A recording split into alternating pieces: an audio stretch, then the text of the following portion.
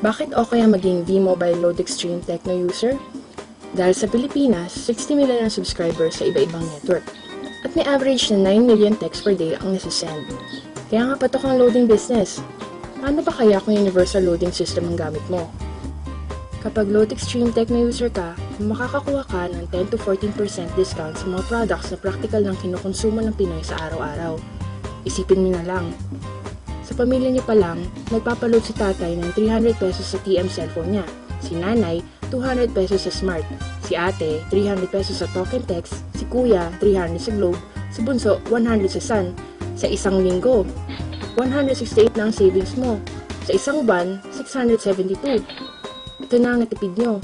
Paano pa kaya kung business mo to?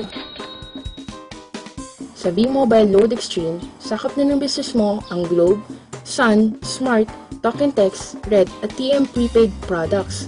Pati Bayantel, PLDT, Dream Satellite, Sky Cable at TFC prepaid services pwede na rin.